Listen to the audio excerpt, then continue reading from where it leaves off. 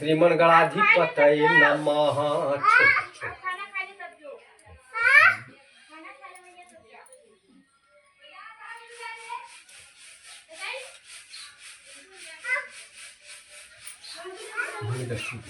स्वामी और तू हाथ लगाए ले दो नहीं तो लगाएंगे लगाना चाहिए।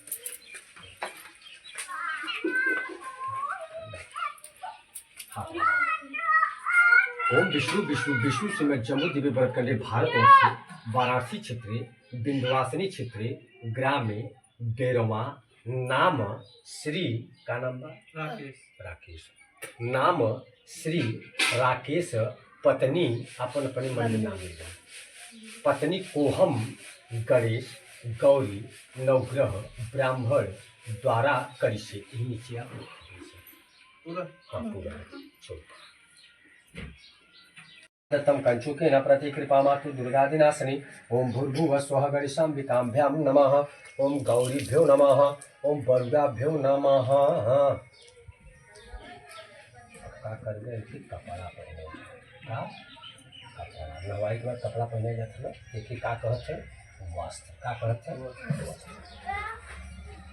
वट युगमया दत्तम कंचुके न प्रति कृपा मातु दुर्गादिनाशिनी ओम भूर्भुवः स्वः गणेशाम्बिकाभ्यां नमः ओम गौरीभ्यो नमः ओम बरुदाभ्यो नमः ओम पृथ्वीभ्यो नमः ओम सदाशिवाभ्यो नमः। शंकर जी भगवान की विष्णु भगवान की सर्वमंगल मांगल्ये शिवे सर्वासाधिके शरणे त्र्यंबके गौरी नारायणी नमस्तुते। गौरी की वह कहती देखो फिर पहला दुई जने हैं ना गणेश गौरी है ना अब पृथ्वी पर रखा।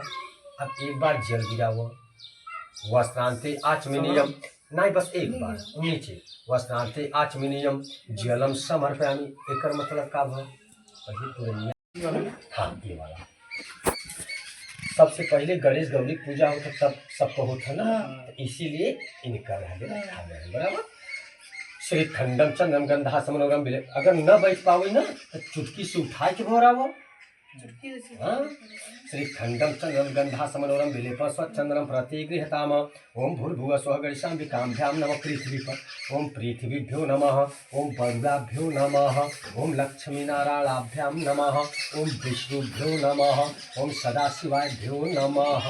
बोले जाते ही सुना समझ में आएगी बराबर चलो ये हो गया। अब हल्दी ले और हल्दी जैसे उभर आए ना वैसे सख्त बोला अबीरम च गुलालम च चौवा च हरिद्राज समन्विताम नाना द्रव्य ग्रहण परमेश्वरी ओम भूर्भुवः स्वः शंकरभ्यो नमः ओम सदाशिवाभ्यो नमः ओम विष्णुभ्यो नमः ओम हिरणाभ्यो नमः ओम माताभ्यो नमः ओम लक्ष्मीनारायणाभ्यां नमः। अब उलैया अबीर हाँ चढ़ाई है अबीर देखा उस तरफ है ना अबीर लेंगे इस सब चढ़ाया जाता है। अबीरम च गुलालम च चौवा च हरिद्राज समन्वितां नाना द्रव्य ग्रहण परमेश्वरी ओम भूर्भुवः स्वः गणेशाम्बिकाभ्यां नमः ओम गौरीभ्यो नमः ओम बरुदाभ्यो नमः ओम माताभ्यो नमः। का प्रथमो अध्याय पूरा होगा। बोलिए राधे राधे। घंटा को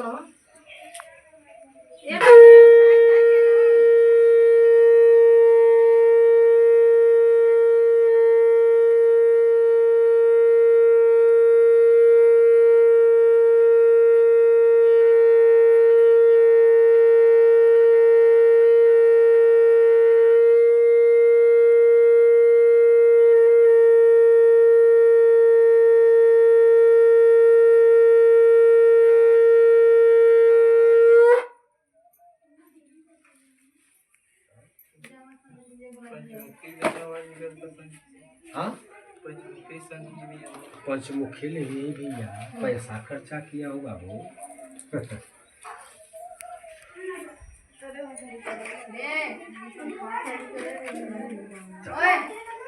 ओम नाभ्या आशीष दंत शिशोद पदभ्याम उदयसः श्रोता तथा लोकाम अकल्पयन पुंगी फलम महादिव्यम नागबलुतांबूलम प्रतिगृहताम ओम भूर्भुवः स्वः गणेशाम्बिकाभ्यां नमः ओम गौरीभ्यो नमः। गणेश की छुआई की कत्तौ रखी दे जो चिंटी न चले दई दे चिंटी न चले हाँ दही तो दही से रख नहीं नहीं चिमटी चलिए कोई पिला हम छुआई ऊपर रख देंगे छुआ मत जब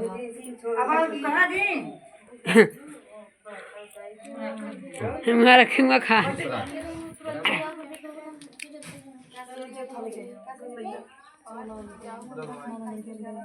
तो श्री सूत जी बोले आगे जो पुराना चाहिए जो अब मैं पुनः पूर्व काल में जैसे कलयुग गया है ऐसे पूर्व काल द्वापर युग कलयुग ऐसे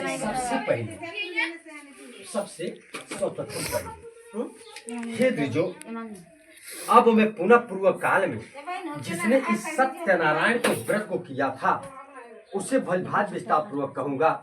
रम्य काशी नामक नगर में कोई अत्यंत काशी कहाँ बा बनारस तो काशी सुनो काशी काशी नामक नगर में कोई अत्यंत निर्धन ब्राह्मण रहता था।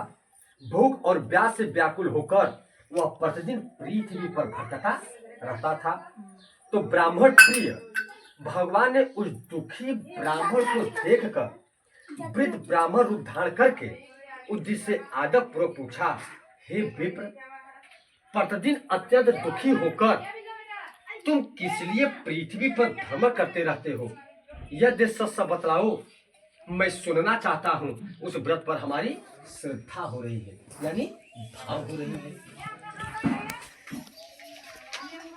तो ब्राह्मण बोला, प्रभु मैं अत्यंत दलित ब्राह्मण हूँ और भिक्षा के लिए पृथ्वी पर घुमा करता हूँ। यदि मेरी इष्टता को दूर करने का आप कुछ उपाय जानते हो तो कृपया पूर्वक बतलाइए। तो वृद्ध ब्राह्मण ने कहा, हे ब्राह्मण देव, सत्यनारायण कहा बराबर सत्यनारायण भगवान विष्णु, विष्णु का स्वरूप विष्णु अभिष्ट फल को देने वाले हैं।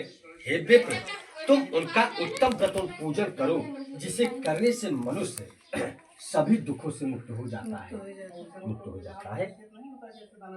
और व्रत को विधान को भी ब्राह्मण से यज्ञ पूर्वक कहकर वृद्ध ब्राह्मणधारी भगवान सत्यनारायण वहीं पर अंतर्धान हो गए। तो वृद्ध ब्राह्मण ने जैसा कहा है उस व्रत को अच्छी प्रकार वैसे ही करूंगा, यह सोचते हुए उस ब्राह्मण को रात में नींद नहीं आता। तुरंत प्रातः काल उठकर सत्यनारायण का व्रत करूंगा, ऐसा संकल्प करके, संकल्प माने जो मैंने हाथ में दिया था ये संकल्प, इसी को संकल्प करके वह ब्राह्मण भिक्षा के लिए चल पड़ा। उस दिन ही ब्राह्मण को भिक्षा में बहुत सा धन प्राप्त हुआ। उसी धन से उसने बंधु बांधों के साथ यानी परिवार के साथ व्रत करने के लिए उद्यम हुआ। इस व्रत के प्रभाव से यह श्रेष्ठ ब्राह्मण सभी दुखों से मुक्त होकर समस्त संपत्तियों से संपन्न हो गया। उस दिन से लेकर प्रत्येक महीने उसने व्रत किया। इस प्रकार भगवान सत्यनारायण इस व्रत को करके वह श्रेष्ठ ब्राह्मण सभी पापों से मुक्त हो गया। हे विप्र, पृथ्वी पर जब भी कोई मनुष्य श्री सत्यनारायण का व्रत करेगा उसी समय उसके समस्त दुख नष्ट हो जाएंगे। तो हे ब्राह्मण, इस प्रकार भगवान नारायण ने महात्मा नारद जो कुछ कहा मैंने वह सब आप लोगों से कह दिया। आगे अब और क्या कहूँ। तो ऋषियों ने कहा, हे मुने, इस पृथ्वी पर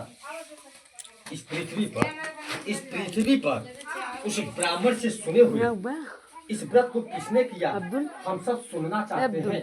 उस व्रत पर हमारी श्रद्धा हो रही यानी भाव हो रही। तो श्री सूत जी बोले, मुनियों, पृथ्वी पर जिसने व्रत किया उसे आप लोग वीडियो ना लो। एक बार वह अपने धन संपत्ति के अनुसार बांधु का पारिवारिक जनों के साथ व्रत करने के लिए उद्यम हुआ। इसी बीच एक लकड़हारा वहां आया। और लकड़ी बेच बेच कर लकड़ी बाहर रखकर उस ब्राह्मण के घर गया। ब्याह से व्याकुल उस ब्राह्मण को व्रत करता हुआ देख प्रणाम करके उससे बोला, प्रभु आप यह क्या कर रहे हैं? इसके करने से किस फल की प्राप्ति होती है? विस्तार पूर्वक मुझसे कहिए। तो विप्र ने कहा, यह सत्यनारायण का व्रत है जो सभी मनुष्यों को प्रदान करने वाला है। उसी के प्रभाव से मुझे यह सब महान धन धान अर्थ प्राप्त हुआ है। जल पीकर तथा प्रसाद ग्रहण करके वह नगर चला गया। तो सत्यनारायण देव मन से ऐसा सोचने लगा कि आज लकड़ी बेचने से जो धन प्राप्त होगा, उसी धन से सत्यनारायण का व्रत करूंगा।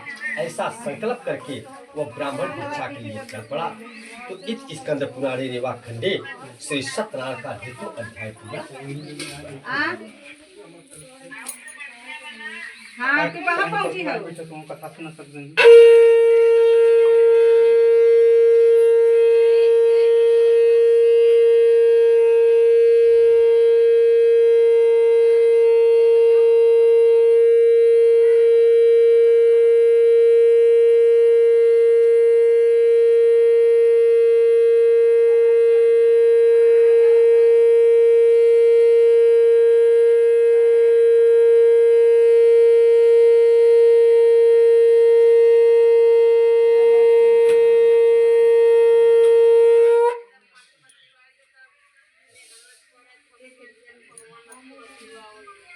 हाँ एक